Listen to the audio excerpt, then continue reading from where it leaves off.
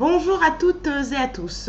Aujourd'hui, nous allons parler de qu'est-ce que l'attachement. Est-ce que c'est vital? Est-ce que c'est pas vital? Souvent, on nous dit de se détacher, que c'est important de se détacher parce que sinon on souffre quand on est trop attaché. Mais j'aimerais vous parler plus dans cette vidéo de qu'est-ce que l'attachement, pourquoi nous avons ce type d'attachement. Nous n'allons pas aller dans le détail dans cette vidéo sur les différents types d'attachement. On les verra progressivement au fur et à mesure des vidéos que je vous publierai. Donc si vous avez envie de vous abonner à ma chaîne, eh bien vous n'avez plus qu'à cliquer sur le bouton s'abonner. Et puis n'oubliez pas la petite cloche pour recevoir toutes les notifications.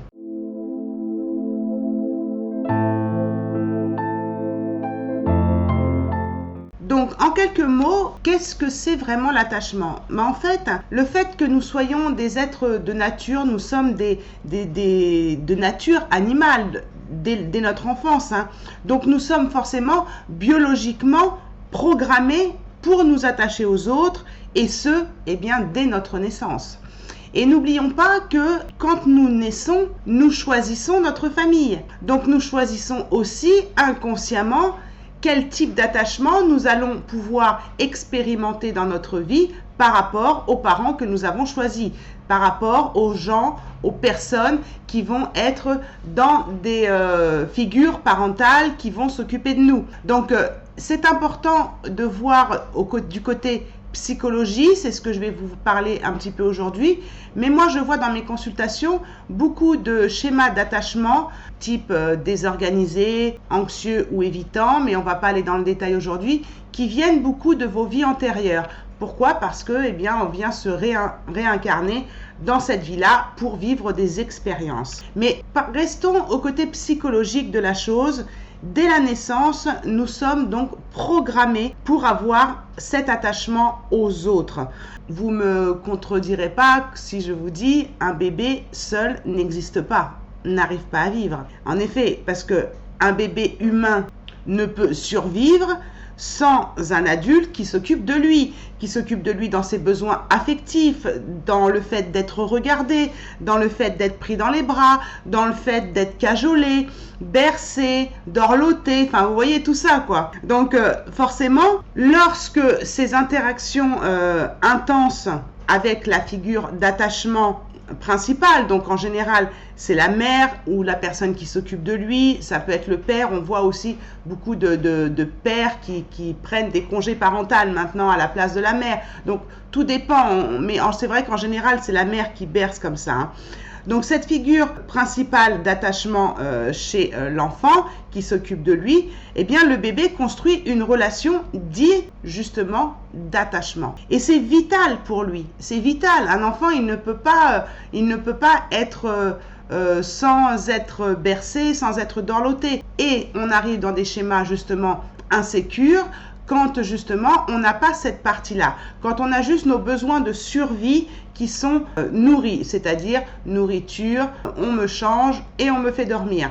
Mais quand je pleure, on vient pas me voir, quand j'ai besoin d'un câlin, on vient pas me voir, et là on passe dans des schémas désorganisés, dans des schémas insécures. Donc le bébé, lui, il va construire son schéma d'attachement avec cette figure d'attachement parental.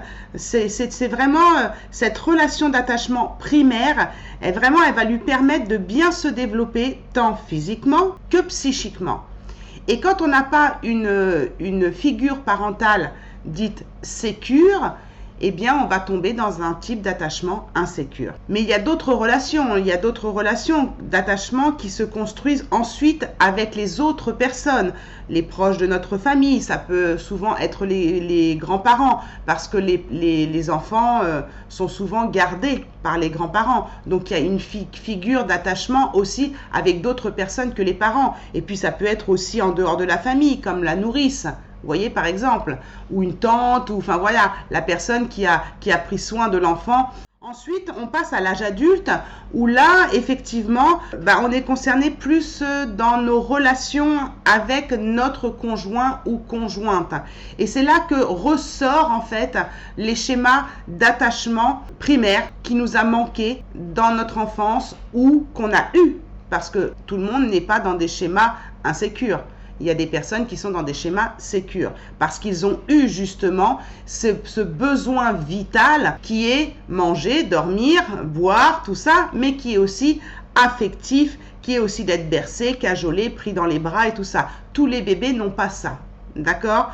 Donc, à l'âge adulte, là, c'est comme si ça faisait rejaillir notre schéma, qu'il soit sécure ou insécure. Et là, vraiment, notre conjoint devient notre figure d'attachement principale. Et en général, c'est aussi le cas avec des amis proches. Donc, si vous sentez que pour vous, vous détacher, c'est compliqué, ça, ce serait bien de voir en thérapie d'où vient dans l'enfance effectivement ces schémas d'attachement, pourquoi vous n'arrivez pas à vous détacher, même si je vous ai bien dit dans le début de la vidéo que l'attachement c'est vital. En début de vie, l'attachement est vital.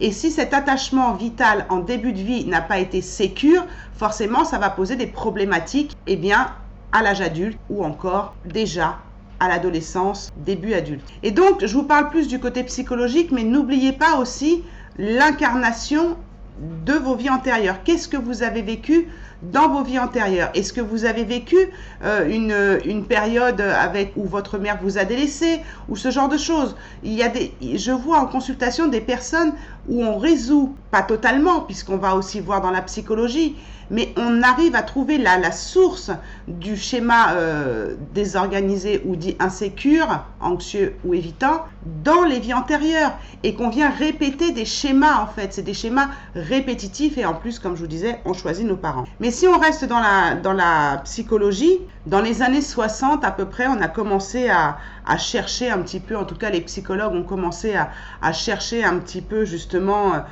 l'attachement, notamment John Bowlby, on entend beaucoup parler de ce précurseur dans la thérapie du schéma d'attachement. Et lui, il a vraiment apporté une vision du fonctionnement relationnel de l'humain tout à fait nouvelle en catégorisant justement les styles d'attachement, notre manière d'interagir avec soi-même et avec l'autre. Parce qu'on est aussi maître de comment on interagit aussi avec nous-mêmes. Si on n'est pas sécure dans notre style d'attachement, on va se créer des comportements ou des mots sur nous-mêmes qui sont insécures, qui nous amènent de l'insécurité. Pourquoi? Parce que petit, on n'a pas eu cette sécurité ou encore dans nos vies antérieures, on n'a pas eu de sécurité. Donc moi, quand j'ai des personnes en consultation, quand elles viennent me voir, puisque c'est vrai que je commence à parler un petit peu de ça pour l'avoir vécu, quand les consultantes viennent me voir, me disent j'ai bien analysé mon comportement, je pense que je ne sais pas trop si je suis dans un comportement anxieux, évitant, désorganisé. On peut avoir ce genre de questionnement sur nous-mêmes par rapport à plusieurs domaines de notre vie, parce qu'on peut être insécure dans des relations et sécure dans le travail. Enfin, ça dépend vraiment des domaines de notre vie. Donc, les personnes, elles viennent me voir et là, on va voir effectivement d'où ça vient. Donc, quand vous travaillez avec moi, quand on parle d'une problématique, donc là, on est dans le schéma d'attachement, mais quand on parle même d'une autre problématique, on va toujours voir d'où ça vient. Donc, ça peut venir de votre vie actuelle. C'est pour ça que là, je vous parle de la psychologie. Donc, on va faire plus de la psychologie, voire utiliser de l'EFT en thérapie avec moi.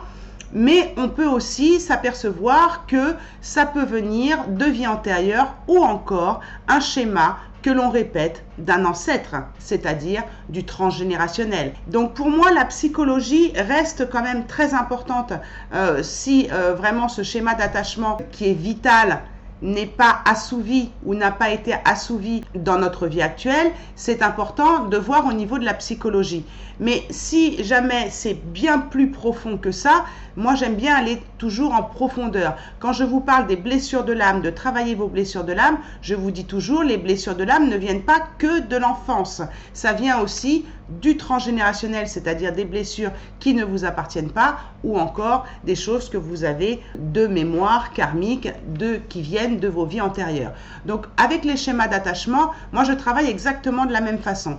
Et c'est vrai qu'on s'aperçoit que effectivement, il y a des choses qui se répètent de nos vies antérieures ou que nos ancêtres ont vécu et que nous on traîne justement ce bagage. Mais c'est vrai que la psychologie, sur le fait de parler de ces styles d'attachement, ils ont vraiment compris que un attachement insécure, pouvait avoir une sorte de bouleversement comportemental dans le fait d'interagir avec soi-même ou avec les autres. Et à ce jour, la psychologie met en distinction 4 modalités d'attachement et c'est vraiment toujours une source de connaissance de soi précieuse, vraiment pour celui et celle qui souhaite vraiment avancer sur son chemin. Quand on n'arrive pas à comprendre certaines choses, aller s'intéresser à notre schéma d'attachement, ça c'est vraiment quelque chose qui va vous permettre d'apprendre beaucoup de choses sur vous et de modifier vos comportements, de modifier vos relations aussi bien avec vous-même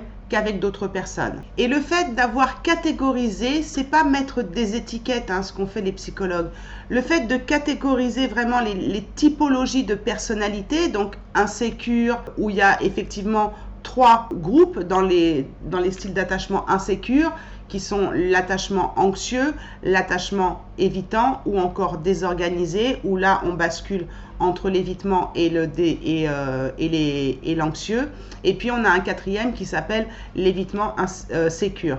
Donc forcément, toutes ces typologies de personnalité, eh bien c'est une approche un petit peu catégorisée, c'est vrai, mais qui présente quand même l'avantage de mieux cerner nos tendances de fonctionnement, qu'elles soient émotionnelles, cognitives ou comportementales. Donc, on verra de manière un petit peu plus profonde les styles d'attachement, anxieux, évitant. On parlera de l'anxieux, mais l'évitant, c'est vrai que c'est un sujet où il y a beaucoup de choses à dire, beaucoup plus de choses à dire que dans un schéma d'attachement anxieux. Mais j'irai faire le tour quand même de tous ces types d'attachements parce que c'est quand même important que vous puissiez au moins, par le biais de mes vidéos, peut-être vous reconnaître dans une catégorie sans vous mettre d'étiquette pour commencer un travail sur vous, pour aller voir une psychologue ou moi-même, si vous accrochez avec mes pratiques, d'aller voir un petit peu plus en profondeur, c'est-à-dire voilà, vie actuelle, vie antérieure, vie ancestrale, parfois même vie parallèle. C'est possible qu'on tombe aussi sur des vies parallèles parfois. Si vous avez envie, ça vous permet déjà d'avoir peut-être ces vidéos, une approche de comment vous vous reconnaissez. Et puis voilà, moi je vois beaucoup de personnes en consultation qui sont désorganisées, c'est-à-dire qu'elles passent d'un schéma anxieux à un schéma d'évitement. Et c'est souvent ce qu'on voit dans les couples sacrés, justement, ou dit flammes jumelles, si vous avez envie de continuer d'utiliser ce terme-là, où là, on voit vraiment ce schéma-là comportemental du runner qui est dans l'évitement, du chaser qui est dans le côté anxieux, mais il ne faut pas oublier que ces 2 personnages de cette dyade peuvent aussi être dans des comportements désorganisés, c'est-à-dire passer d'un coup je suis anxieux, moi c'est ce que j'ai vécu dans mon couple de couple sacré avec mon autre, dans des schémas désorganisés, jusqu'à aujourd'hui où on est tous les 2 dans des schémas d'évitement. Donc moi j'en ai conscience, lui il n'en a peut-être pas conscience, mais ces vidéos vont vous aider au moins à prendre conscience de votre schéma par rapport aux vidéos que je ferai par la suite.